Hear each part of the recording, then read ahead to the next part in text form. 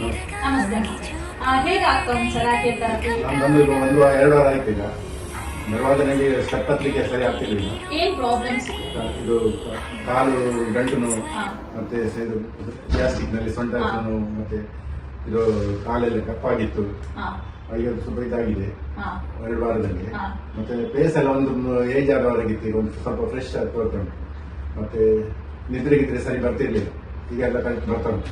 ಎಷ್ಟು ಟೈಮ್ ಇಂದ ಗಂಟು ನೋವು, ಕಾಲಿಗೆ ಬ್ಲಡ್ ಸರ್ಕ್ಯುಲೇಷನ್ ಇಲ್ಲದೆ ಕಾಲು ಕಪ್ಪಾಗಿತ್ತು, ಏನ್ ಸಫರ್ ಮಾಡ್ತಾ ಇದ್ರಿ ಆ ಗಂಟು ನೋವಿಂದ?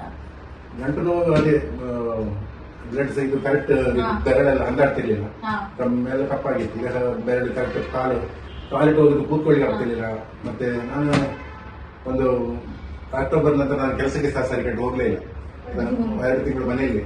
ಮತ್ತೆ ಇಲ್ಲಿ ಫಸ್ಟಿಗೆ ಮಿಸ್ಸಸ್ ಬಂದು ಮತ್ತೆ ನಾನು ಸಹ ಬಂದು ಬರುವಾಗ ನಾನು ಎಣಿಸಿದೆ ಇಲ್ಲಿ ಫ್ರೀಯಲ್ಲಿ ಕೊಡ್ತಾರಲ್ಲ ಹಾಗೇನಂತೆ, ಎಷ್ಟು ಇದುಂಟು ಏನಂತ. ಎಲ್ಲಿ ಬರುವಾಗ ಭಾರಿ ಒಳ್ಳೆದಾಯ್ತು ನಿಮಗೆ, ಒಳ್ಳೆ ಮನೆ ತರ ನೋಡ್ಕೊಳ್ತಾರೆ ಇಲ್ಲೆಲ್ಲ ರಿಯಲಿ ಇದ್ದಾರೆ.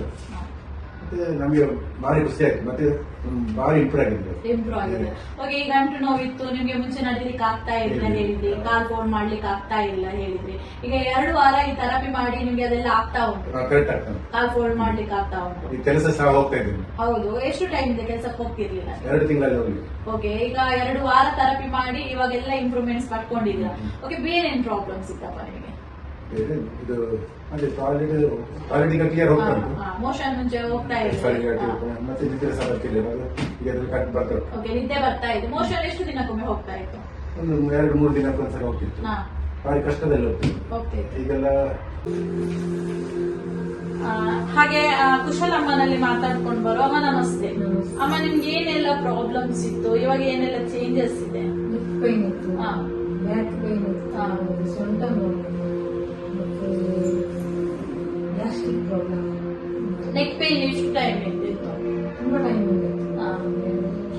2 ವರ್ಷ 3 ವರ್ಷದಿಂದ ಇತ್ತು, ಇವಾಗ ಹೇಗಿದೆ ಅಮ್ಮ? ಕಮ್ಮಿ ಇದೆ. ಬ್ಯಾಕ್ ಪೇನ್ ಎಲ್ಲ ಹೇಗೆ? ಸ್ವಲ್ಪ ಕಮ್ಮಿ ಇದೆ. ಸೊ ಎಷ್ಟು ಪರ್ಸೆಂಟ್ ಕಮ್ಮಿ ಕಾಣ್ತದೆ? 50% ಕಮ್ಮಿ ಇದೆ. ಓಕೆ, ಖಾಲಿ 2 ವಾರ ಥೆರಪಿಯನ್ನ ಮಾಡಿಕೊಂಡು ಇಂಪ್ರೂವ್ಮೆಂಟ್ಸ್ ಅನ್ನ ಈ ಒಂದು ಫ್ಯಾಮಿಲಿ ಪಡ್ಕೊಂಡಿದ್ದಾರೆ.